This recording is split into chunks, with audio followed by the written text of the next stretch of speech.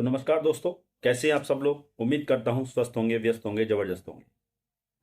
तो साथियों, जैसा कि आप भली भांति जानते हैं कि छत्तीसगढ़ में जो डीएड डिप्लोमाधारी हैं वो पिछले लगभग 1.5 साल से नियुक्ति के लिए अपनी लगातार परेशान हैं।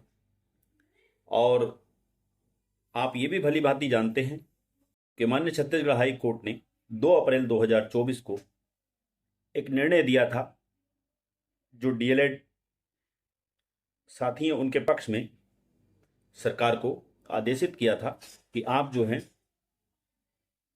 जो बीएड नियुक्तिधारी हैं उनको हटा करके और मेरिट को रीअरेंज कीजिए और उसमें जो है उनको बाहर कीजिए, बीएड वालों को, बीएड नियुक्तिधारियों को, और डीएड को जो वहाँ पे नियुक्तियाँ दीजिए। आप ये भी भली भांति जानते हैं कि सरकार ने या शिक्षा विभाग ने उस पर कोई कदम नहीं उठाया और बल्कि जो है माननीय सुप्रीम कोर्ट में ये वहाँ पे एसएलपी इन्होंने लगाई थी। उस 2 अप्रैल 2024 के मामले को चैलेंज करते हुए, ऑर्डर को चैलेंज करते हुए बीएड धारी नियुक्तिधारियों ने भी और छत्तीसगढ़ सरकार ने भी। तो आपने देखा 28 अगस्त 2024 को माननीय सुप्रीम कोर्ट की जो सुधांशु धूलिया जी की बेंच थी उसने 2 अप्रैल 2024 का जो निर्णय था उसको पूरी तरह सही पाते हुए उसमें कोई इंटरफेयर करने से मना कर दिया था। बावजूद इसके भी आपने देखा कि किस तरह से सरकार ये गूंगी, बहरी और अंधी बनी हुई रही और लगातार डीएड साथी सड़कों पर प्रदर्शन करते रहे और क्या क्या उन्होंने नहीं किया। सरमुंडन कराया, जल समाधि की, उसके बाद पुलिस के साथ आपने देखा किस तरह से उनके साथ दुर्व्यवहार हुआ और उस आंदोलन को जो है पूरी तरह छत्तीसगढ़ सरकार ने कुचलाया। तो ये सारी चीज़ें आपने भली भांति देखी हैं। इसी बीच जो है आप ये भी जानते हैं कि माननीय छत्तीसगढ़ हाई कोर्ट में कोर्ट की अवमानना का जो मामला डीएड धारियों की तरफ से, जो डीएड साथी उनकी तरफ से गया हुआ था। तो साथियों, उसी पर आज चर्चा करेंगे। उसमें जो कोर्ट अवमानना मामले पर बात करेंगे। तो साथियों, वीडियो में अंत तक बने रहें। आप सभी साथियों का स्वागत है आपके चैनल गेट सॉल्यूशन में।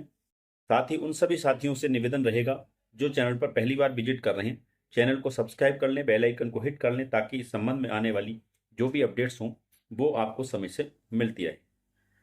तो साथियों, जैसा कि मैं आज कई लगभग 1 हफ्ते के बाद मान के चलें आप लोगों के बीच छत्तीसगढ़ विवाद पर वीडियो लेकर आया हूं। कारण ये भी था कि कोई अपडेट ऐसी नहीं थी जिस पर हम बात कर सकें, तो इसलिए आने का कोई औचित्य भी नहीं बनता था। तो आज चूंकि जो कोर्ट की अवमानना का मामला है वो कोर्ट में आज सुनवाई के लिए लगा हुआ है, आज 6 नवंबर को, और नरेंद्र कुमार व्यास जी की बेंच में ये सुना जाने के लिए लिस्टेड है, 27 नंबर पर लगा हुआ है। और आपने ये देखा था पिछली जो सुनवाई थी लास्ट टाइम, वो सुनवाई नहीं हो पाई थी। कारण यही था कि कोई रैंडमली केस उठा करके उस पर उसको ज़्यादा ज़रूरी समझा और उस पर सुनवाई हुई थी, जिस वजह से ये केस टेकअप नहीं हो पाया था।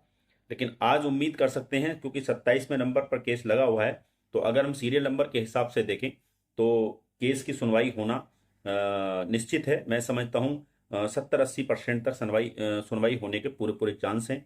आज निश्चित तौर पे इसमें सुनवाई होने के पूरी पूरी प्रबल संभावनाएं हैं।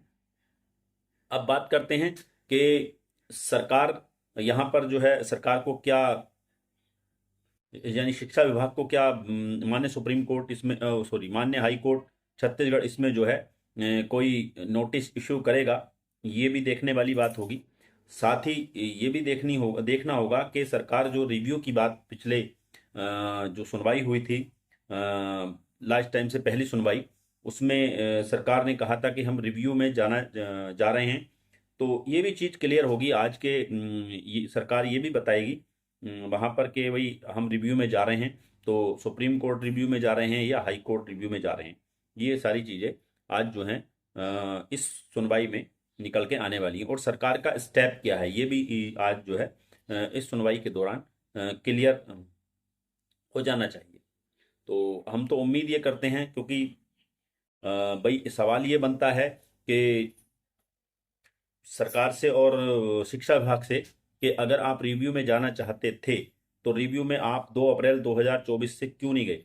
तब से लेके अब तक लगभग ये 7-8 महीने हो चुके हैं, तो तब से लेके आप रिव्यू में क्यों नहीं गए। अब जब कंटेम्प्ट ऑफ कोर्ट का मामला आप पर लग रहा है तो आप रिव्यू में जाने की बात कर रहे हैं।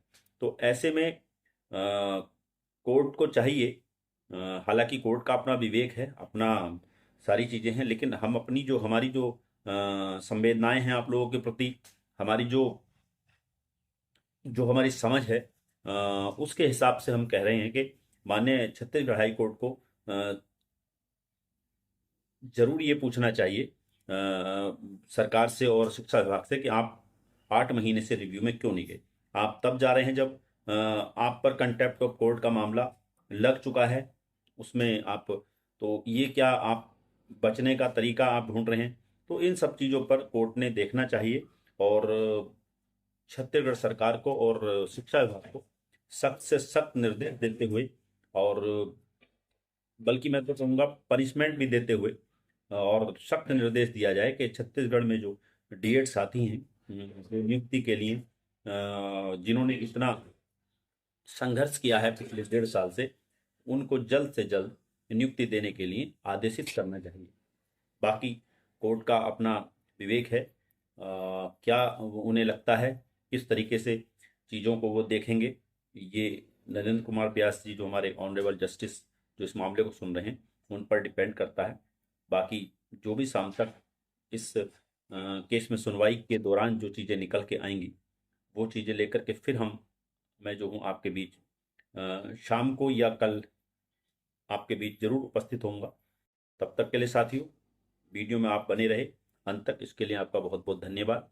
साथ ही रिक्वेस्ट रहेगी कि वीडियो को लाइक कर लें और इसको कमेंट करें और शेयर भी करें, ताकि जो जानकारी है वो ज़्यादा से ज़्यादा लोगों तक पहुंचती रहे। तो साथियों, इसी के साथ नमस्कार, धन्यवाद।